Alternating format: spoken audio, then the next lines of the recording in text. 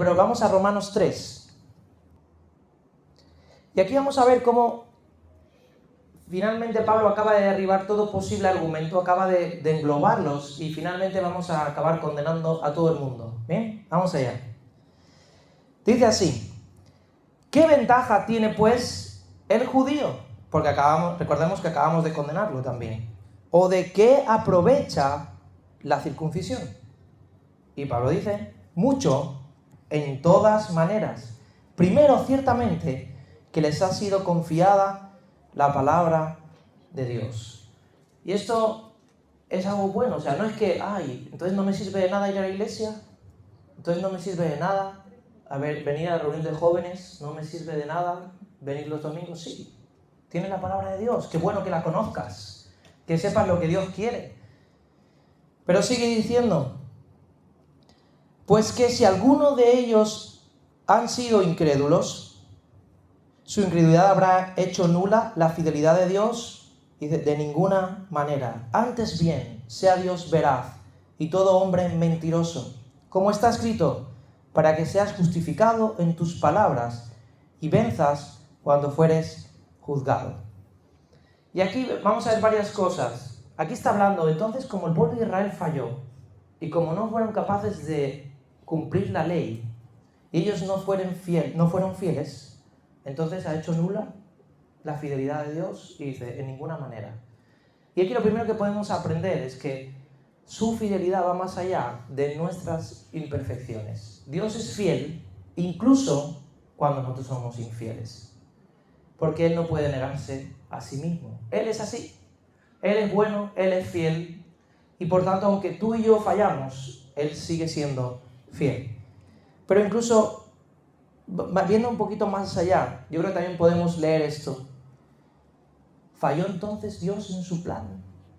O sea, cuando habla de la fidelidad, ¿fue que a Dios se le escapó de las manos? ¿Fue que no fue capaz de hacer que los hombres sean infieles? ¿Significa que Dios dejó de serlo? ¿Significa que Dios falló? ¿Que algo se le escapó de las manos? Y vamos a poner un ejemplo práctico de ahora. Que haya gente aprovechándose de la iglesia. Que haya pastores que usan este sitio para beneficio propio. Que haya por ahí gente engañando y haciendo daño desde plataformas cristianas en nombre de Dios. ¿Eso significa que Dios dejó de ser bueno? ¿Significa que Dios dejó de ser fiel? ¿Significa que su palabra no funciona? No, de ninguna manera. No porque nosotros seamos infieles, Dios es que ya no es fiel. No porque nosotros seamos injustos es que Dios no es justo. Sin embargo, mucha gente lo recibe así. No, pues entonces, si los hombres fallan, si el pastor mira lo que hace, si en la iglesia hay este tipo de personas, entonces es que Dios no funciona. Entonces que la palabra de Dios no funciona. Pero si la palabra de Dios es buena y revela la voluntad de Dios y nosotros no la aplicamos, ¿de quién es culpa? ¿De Dios o nuestra? ¿A quién hay que condenar? ¿A Dios, que dio una palabra perfecta, o a nosotros, que no la cumplimos? Por eso dice: antes bien sea Dios veraz y todo hombre mentiroso, como está escrito, para que seas justificado en tus palabras y venzas cuando fueres juzgado. Que hay injusticia entre la humanidad no invalida la palabra de Dios. ¿Se entiende esto? Vamos a seguir leyendo el 5. Dice así: y si nuestra injusticia hace resaltar la justicia de Dios, ¿qué diremos? ¿Será injusto Dios que da castigo? Hablo como hombre, pone entre paréntesis. En ninguna manera. De otro modo, ¿cómo juzgaría Dios al mundo? ¿Qué está queriendo decir aquí? Está diciendo, al final, si Dios ya sabía, ¿esto lo habéis pensado alguna vez? Dios ya sabía que nosotros íbamos a pecar, ¿no? Porque Dios es omnisciente, es decir, todo lo sabe. Entonces, si Dios ya sabía que íbamos a pecar y ya había planificado la salvación por Jesucristo, entonces, y esto iba a resaltar el amor y la justicia de Dios, el hecho de que tú y yo no podemos por nosotros mismos. Entonces, ¿por qué me juzga? Si Él ya sabía, ¿no?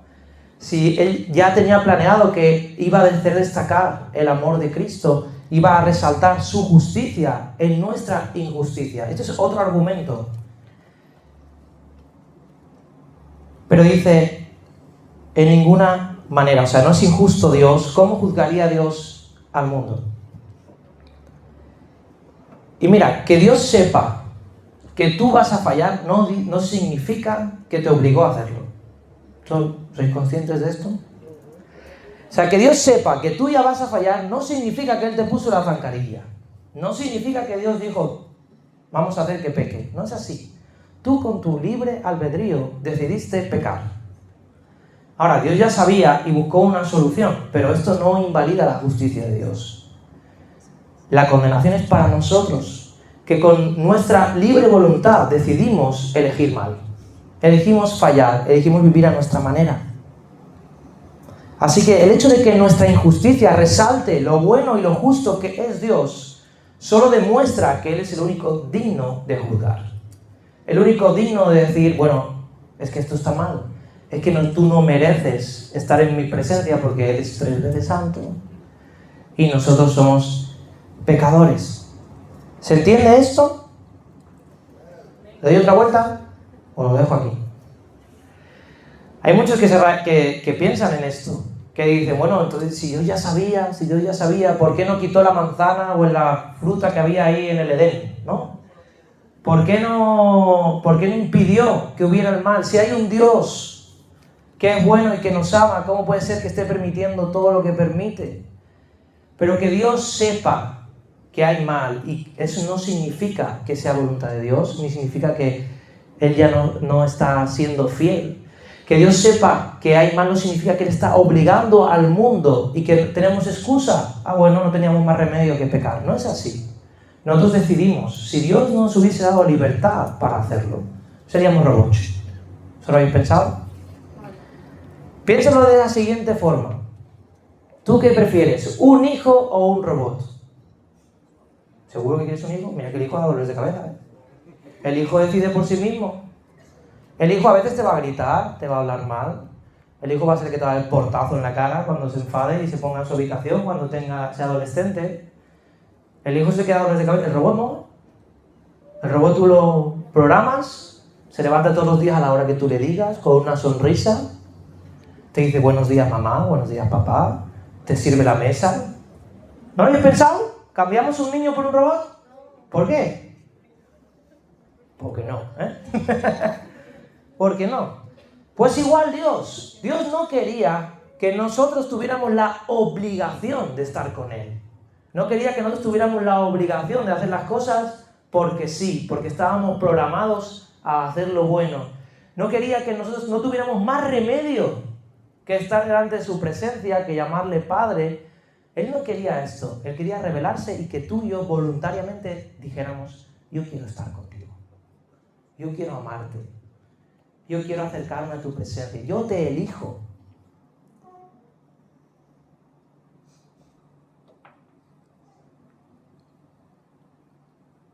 Por tanto, Él puede juzgar la maldad y no por esto es injusto. Porque aunque sabía que no nos íbamos a fallar, porque siempre que hay libertad, al final alguien va a tomar una mala decisión. Dios sigue siendo perfecto y puede dictar lo que está bien y lo que está mal. Y nos juzga con derecho. De decir, lo habéis hecho mal. No sois dignos. Seguimos. Pero si por mi mentira la verdad de Dios abundó para su gloria, ¿por qué aún soy juzgado como pecador? Está redundando en este argumento. Y llega al máximo extremo. Dice, ¿por qué no decir, hagamos males para que vengan bienes? La condenación de los tales es justa. Y aquí es cuando este argumento viene a decir, bueno, no pasa nada. Entonces hay un pasaje que dice, donde se abundó el pecado, sobreabundó la gracia. Si no me equivoco es Romanos, no sé si Romanos 6:1-2 o Romanos 5:20, pero los dos hablan de esto. Que incluso Pablo llega a decir, no, es Romanos 5:20 y el 6:1-2 es el que dice, entonces pecaremos para que sobreabunde la gracia en ninguna manera, ¿no? Entonces, al final el argumento es, no se trata de que nosotros pequemos para que se vea la gracia de Dios. La gracia de Dios va a cubrir nuestro pecado cuando nos arrepentimos. Pero es un error pensar que como tenemos la gracia de Dios, podemos vivir como nos dé la gana y hacer lo que nos dé la gana.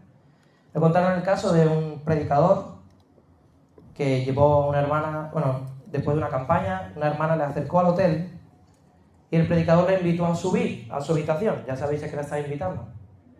Y entonces la chica le dijo, hermano, ¿qué me estás diciendo? Y le dijo, hermano, no pasa nada, si pecamos abogado tenemos para con el Padre. ¿No? Esto no es vivir la gracia, esto es libertinaje. Que Dios nos perdone cuando nosotros pecamos no es la excusa para decir, bueno, no pasa nada, yo vivo como quiero. No se trata de decir, voy a pecar porque así la gracia de Dios va a cubrirme más. Voy a experimentar más la gracia de Dios, no es la mentalidad. Y de hecho dice, la condenación de los tales es justa, es decir, del que piense así y actúe de esa forma, es condenado justamente. Seguimos. Sigue diciendo, y aquí vamos a ver cómo ya llega a querer la condenación global. ¿Qué pues? ¿Somos nosotros mejores que ellos? En ninguna manera. Pues ya hemos acusado a judíos y a gentiles que todos están bajo pecado. Y aquí viene a decir lo mismo. Al final el hecho de que nosotros tengamos la ley, que conozcamos la palabra, si seguimos pecando igual que los de afuera, no somos mejores. Tanto ellos como nosotros estamos condenados y somos culpables. Vamos al 10. Dice así, como está escrito, no hay justo ni aun uno. No hay quien entienda, no hay quien busque a Dios. Todos se desviaron a una, se hicieron inútiles. No hay quien haga lo bueno, no hay ni siquiera uno. Sepulcro abierto es su garganta, con su lengua engañan. Veneno de áspides hay debajo de sus labios. Su boca está llena de maldición y de amargura. Sus pies se apresuran para derramar sangre. Quebranto y desventura hay en sus caminos. Y no conocieron camino de paz. No hay temor de Dios delante de sus ojos. Y ese es el resumen, la corrupción global. Esto es como la síntesis final. No hay justo ni uno. Aquí no se salva nadie. Como diríamos aquí en Valencia, ni la apuntador. Esa expresión no la conocéis. Yo la enseñaré, luego la explico. Pero no se salva nadie. Y vemos cómo hay... Vamos a desgranarlo un poquito.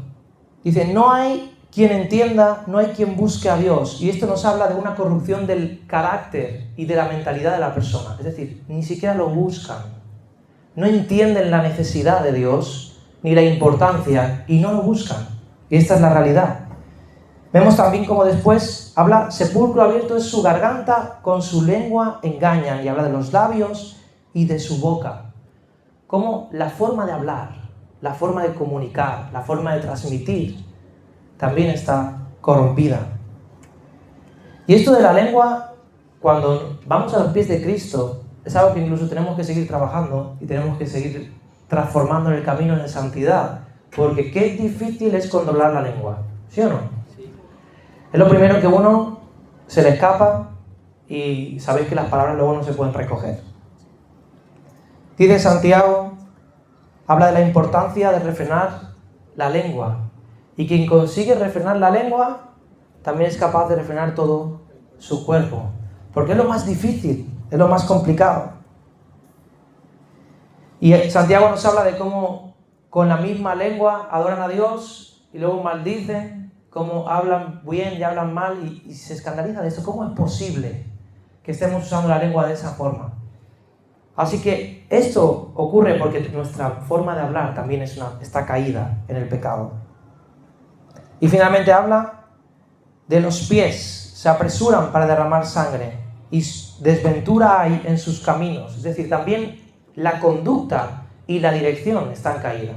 Cuando no estamos en Cristo, nuestra forma de caminar, nuestra dirección de vida, nuestro enfoque está también caído. Y la cosa es que ni siquiera nos damos cuenta, porque Proverbios 14:12 dice, hay camino que al hombre le parece derecho, pero su fin es camino de muerte. Y esa es la realidad que muchos vivimos. tanto dentro de la congregación como fuera. Hay muchos que caminan en sus caminos, no en el camino de Cristo, sino en su camino, que puede ser un camino, como vimos, puede ser un camino que rechaza a Dios totalmente, puede ser un camino que quizás está basado en una buena moral, y tú dices, es una buena persona, sí, es una buena persona, pero sigue siendo pecador. Puede ser un camino basado en la religión, no, pero este es genial, este canta, ofrenda, este levanta las manos, este ora, viene a la iglesia, pero sigue siendo su camino, y mientras sea su camino, el fin es muerte, porque solo hay un camino. ¿Quién es el camino? Jesús. Es el camino, la verdad y la vida. Y termina diciendo en el 18, no hay temor de Dios delante de sus ojos. Es decir, la forma de ver la vida, la forma de entender lo que el sistema, la forma de percibir las cosas, está equivocada porque no hay ningún temor de Dios. Y sabemos que el temor de Dios es el principio de la sabiduría. El temor es ese respeto de decir, ¿qué pensará Él de lo que yo vivo, de lo que yo hago? ¿Qué pensará Dios antes de que yo empiece a actuar? ¿Cómo va a afectar esto a mi relación con Dios? ¿Qué va a pensar mi Creador de cómo estoy viviendo?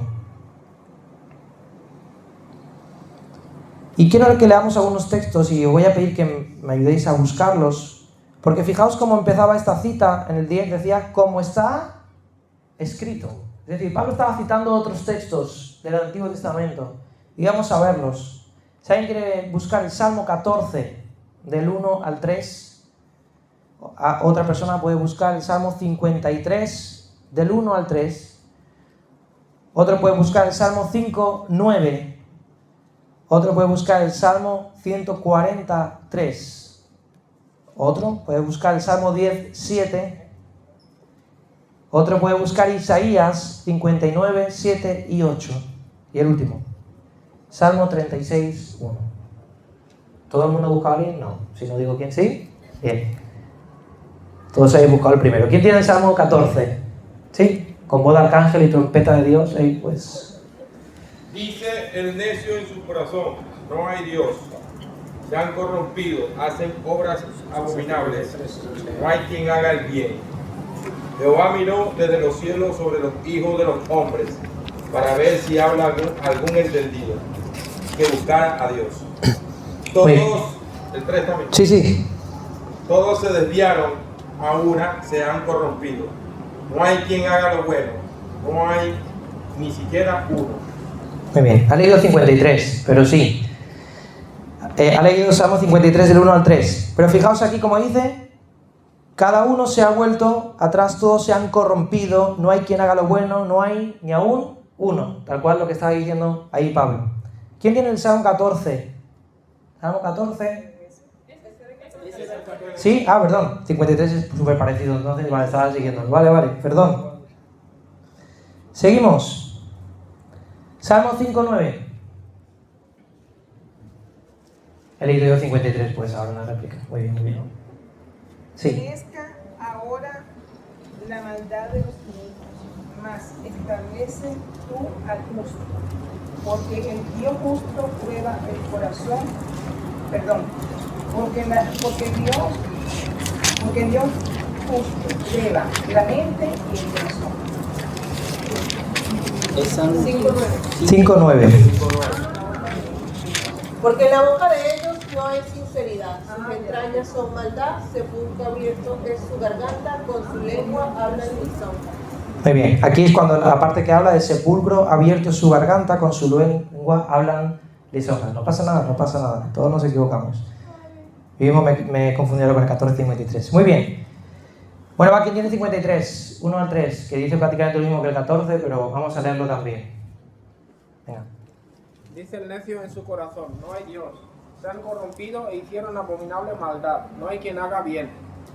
Dios desde los cielos miró sobre los hijos de los hombres para ver si había algún entendido que buscara a Dios. Cada uno se había vuelto atrás, todos se habían corrompido. No hay quien haga lo bueno, no hay ni aún uno. No hay ni aún uno. Muy bien. Salmo 140, versículo 3. Aguzaron su lengua como la serpiente serpiente, veneno de arpis hay debajo de sus labios. Muy bien, aquí es la parte donde está hablando también de la lengua. Nos quedan dos. El Salmo 10, 7. Llena esta su boca de maldición y de engaño y fraude. Debajo de su lengua hay vejación y maldad. Muy bien. Isaías 59, 7, 8. Dale. Sus pies corren al mal, se apresuran para derramar la sangre inocente. Sus pensamientos de iniquidad, destrucción y quebrantamiento hay en sus caminos. Muy bien. ¿Y alguien tiene Salmo 36, 1? Si no, se los leemos luego. Salmo 36, 1. La iniquidad del impío me dice el corazón. No hay temor de Dios delante de mí. Muy bien. Aquí habla de la parte de no hay temor de Dios delante de sus ojos. Fijaos que Pablo ha resumido todos estos textos en estos versos. Dice cómo está escrito. Y está hablando de todo esto. De cómo no hay justo ni uno, no hay quien entienda, no hay quien busque a Dios. De cómo con sepulcro abierto su garganta, con su lengua engañan.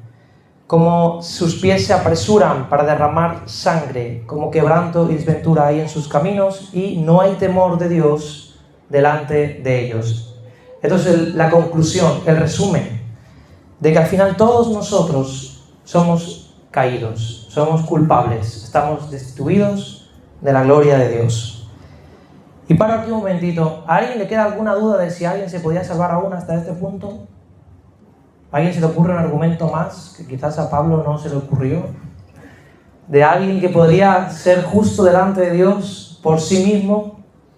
Hemos visto ya todos los casos posibles. El que rechaza a Dios, el que se basa en una moral, el que se basa en la religión y el que incluso intenta discutir con Dios diciendo, pero si tú ya lo sabías, pero si al final esto resalta tu bondad, pero si al final tú ya tenías un plan para acabar con esto.